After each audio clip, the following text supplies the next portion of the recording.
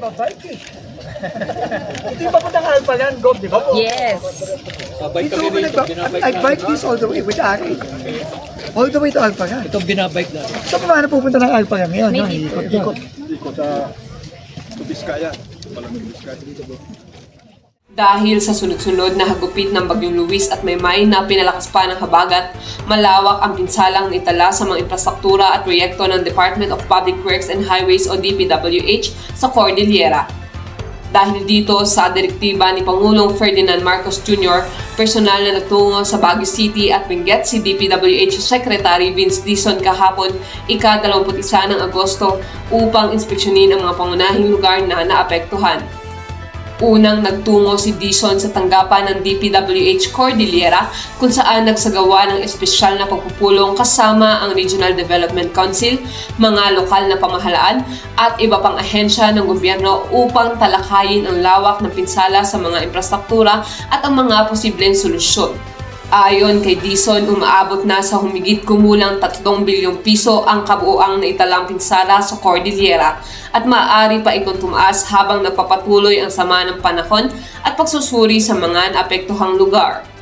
Pinapunta ako ng Pangulo natin para talagang masigurado na kung anong kailangan ng Cordillera gagawin natin. As of now, ang running total ng damage and kailangan i-repair is already above 3 billion pesos. No, dito sa Cordillera. And mukhang tataas pa yun. The President is assuring all the people of the Cordillera region is that will be provided to repair and rehabilitate all these structures. Matapos ang pagpupulong, sinimula ni Dizon ang inspeksyon sa mga lugar na lubhang naapektuhan. Una niya ang pinuntahan ang lumalang pagguho sa bahagi ng Benguet Nueva Vizcaya Road sa Bacal, La Trinidad, Benguet. Sinabi ni Dizon na target nilang maayos ang nasirang bahagi ng kalsada sa loob ng 10 buwan sa pamamagitan ng mas matibay at pamatagalang slope protection.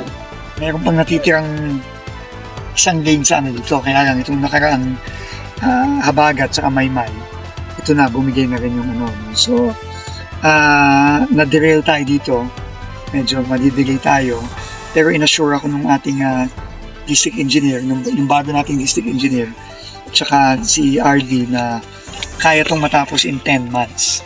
So, ang very important lang dito, kung makikita nyo dati, yung slope protection ito, talagang bato-batugan. Ewan ko kung anong taon pa yan. Matagal na ito. Matagal ng kaya ito. So ngayon, talagang gagamit na tayo ng talagang matibay na slope protection. Crib wall, dalawang crib wall, double crib wall With MSC. with MSC. So ano na talaga to? Stability. Oo, talagang matibay na to. Kasi kung di natin titibayan, uulit ka nang uulit to. Nagpasalamat naman ang residenteng si Victoria Sipaten sa pagbisita ni Dizon dahil malaking epekto umano sa mga residente ng kanilang barangay ang patuloy na pagguho ng bahagi ng kalsada. Sir Vince Dizon, maraming salamat sa pagbisita sa aming barangay para naman makita niyo yung lagay at marami talaga pong nahihirapan, lalo na mga estudyante. Kasi po pala ma'am, maraming munisipyo ang dumadaan dito. Munisipyo po ng Bukod, Kabayan, syempre ang Biskaya, dito rin dadaan. Ngayon pag may mga emergency, yun po ang nakakatakot. Dahil hindi na madali para sa kanila, iikot-ikot pa po sa kanila. Dito kasi kami dumadaan ngayon, so makikita nyo, pag nagkasabay-sabay po lahat ang mga sasakyan dyan ma'am, magkaka-traffic. Tapos sasabayan pa kami ng mga dump trucks, delivery, syempre nga naman ng mga may negosyo dito. Wala na, pag balaho na yung ibang truck dyan, edi syempre may hindi na makakatalo yung mga sasakyan dumadaan. Tapos sa amin may mga negosyo rin po dito. Dati marami nang pupunta dito dahil madali lang nga ang pagbiyahe. Ngayon nung nalaman nilang may detour pa dito sa kabila, ayun na, parang medyo bumaba na ang mga bumibisitang tao dito sa Sunod na ininspeksyon ni Dizon ang bahagi ng Governor Bado Dangwa Road sa Bangho, Daklan, Tublay, kung saan bumigay ang protective curtain netting na iniligay upang makatulong na mapigilan ang pagbagsak ng mga bato sa kalsada. Ayon kay Dizon, nakipag-ugnayan na ang DPWH sa kanilang mga Japanese partner na gumawa sa naturang istruktura upang suriin ang naging problema at may tama ang mga nakitang kakulangan sa proyekto. Initially, ginawa to with the help of the Japanese, pero mukhang the volume of the rocks and the soil really exceeded the capacity of the net, no? So ngayon, kinonsulta ulit natin yung mga Japanese partners na nag-design at gumawa nito, and they will correct the nakitang mga issues para mapatibay palalo ito, no? Tingin ko mukhang nga nangyari, hindi nila in-anticipate, hindi nila in-expect na ganito ka laki yung volume ng tubig, lupa at saka ng bato, no, na nung ginawa nila to noong 2018. So kailangan baguhin. So gagawin naman yon. The estimated budget is roughly about 30 million pesos, and we've already provided for that budget para masimulan na to. Galing sa Japan yung gamit, and it will take at least 2 months para dumating. So, hihintayin. But ang kabilin-bilinan ko lang kay regional director is kailangan maayos na kontratista agad. Hindi simpleng trabaho to. This requires specialized experience and expertise. So, kailangan maayos yung gagawa nito. So, ang maganda naman, yung Japanese consultants naman natin din ang mag-guide sa ating dito. Mula Tublay, nagtungo naman si Dizon sa Bolo Creek sa La Trinidad upang suriin ang matagal na problema sa pagbaha na nakakaapekto sa strawberry farm at mga karatig na lugar. Inilahad ng kalihim ang mga agarang hakbang at pangmatagalang solusyon na maaaring isagawa upang matugunan ang mahigit 2 dekada ng problema na pagbaha sa lugar. Din pala dito sa strawberry farm area sa La Trinidad, mahigit 20 taon na. More than 20 years. No? Ito ang mga gagawin natin. Immediate, ha? Magsisimula na tayo in the next few weeks. We will dredge Bolo Creek and Baliri River. Kasi ang Baliri River, dun din papasok si Bolo Creek. Diba? Nagmamerge sila doon. Diba? Sa La Trinidad, sa sentro. So we will dredge both Bolo and Baliri River. Second, merong ginawa ditong project na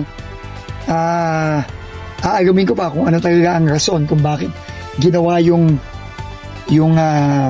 drainage sa Bolo Creek. We will have to declare that.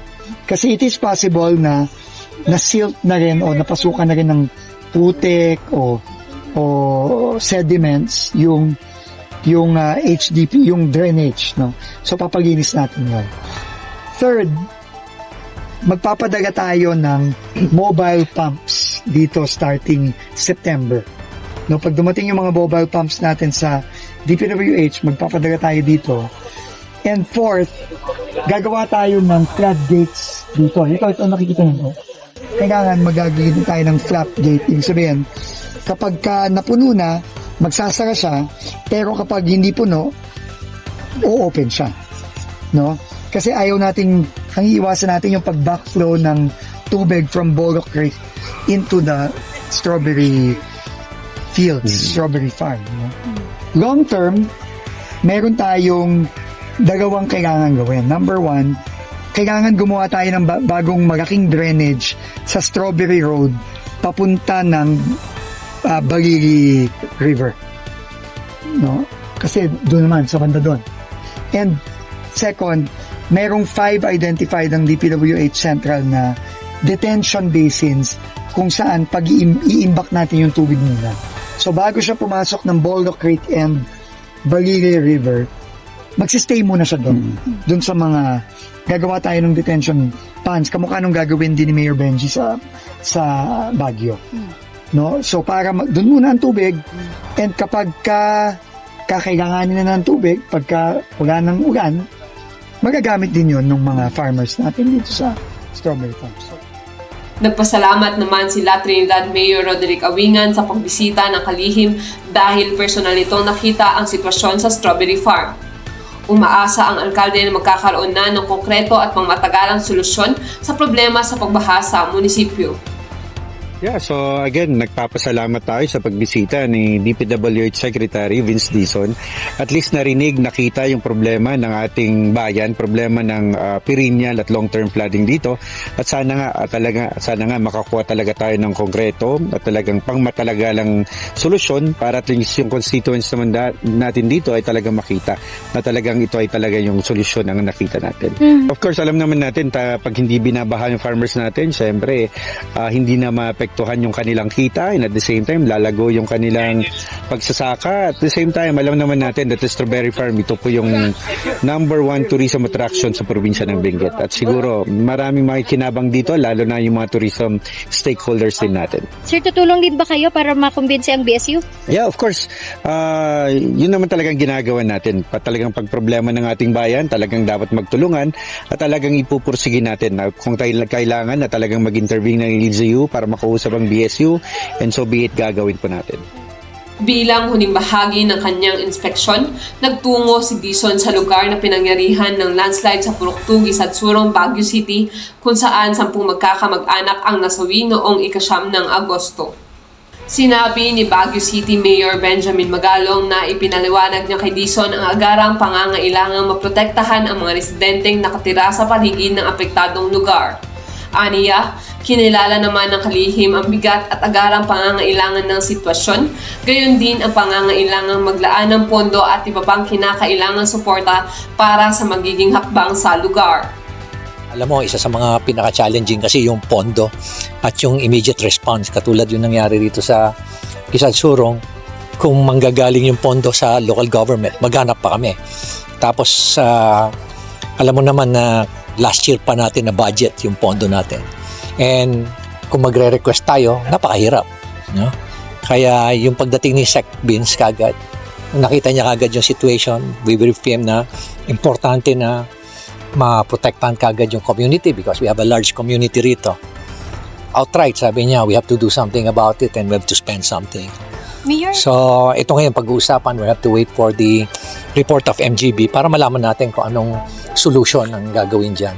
Kasi maraming klaseng slope protection, pero we need to really go over and review yung slope stability analysis na ginawa ng MGB para at least alam natin kung ano yung exact solution na pwede na slope protection gagamitin.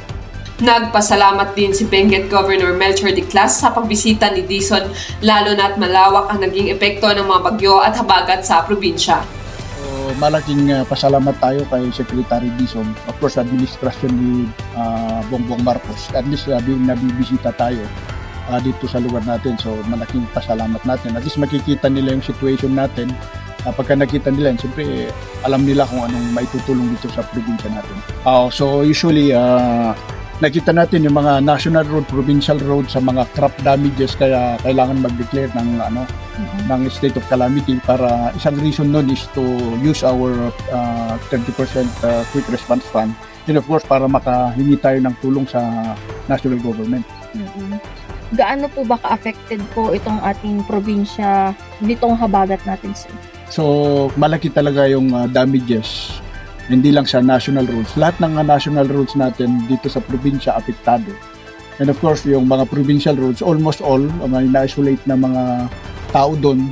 Nagtulong-tulong lang mga kababayan natin para lang ma-open, para may alternate road tayo. Pero still yung mga problema, yung mga road slip, kaya isolated pa rin yung mga ibang areas. So by Monday, nasa Sangguniang Panlalawigan yon. So nakita ko naman na positive naman, i-declare nila. So makakatulong pa rin sa atin. Meron yung isang road natin na na-isolate yung mga tao dito may sa may Tabaan Sur, sa may Tuba. So yun na isang priority na kailangan magawa. Kasi nga isolated sila. Of course, yung isa dun sa Kapangan, mayroon isang road slip din dun. May maraming tao din na dumadaan dun. Kaya yun yung isang nakikita natin. Saka mga ibang probinsya dito na. So, siyempre, ang ano pa rin natin sa mga kababayan natin, tulong-tulong pa rin, magtulong-tulong pa rin tayo para maka-recover tayo kaagad dito. Kasi nakita rin natin yung mga crop damages, marami yung mga crop damages. Hindi pa nakakapagbenta yung iba, nasira pa yung mga gulay, kaya yun ang nakikita natin na talagang tulong-tulong. Sa kabuuan, layunin ng inspeksyon na matukoy ang mga garang hakbang at pangmatagalang solusyon sa mga infrastrukturang napinsala ng mga nagdaang kalamidad. Patuloy naman ang pagsusuri ng DPWH at mga lokal na pamahalaan sa lawak ng pinsala upang matukoy ang mga proyektong dapat unahin para sa kaligtasan ng mga residente at pagpapanumbalik ng mga pangunahing kalsada at pasilidad sa Baguio at Benguet. Anjay Dumiles para sa Herald Express.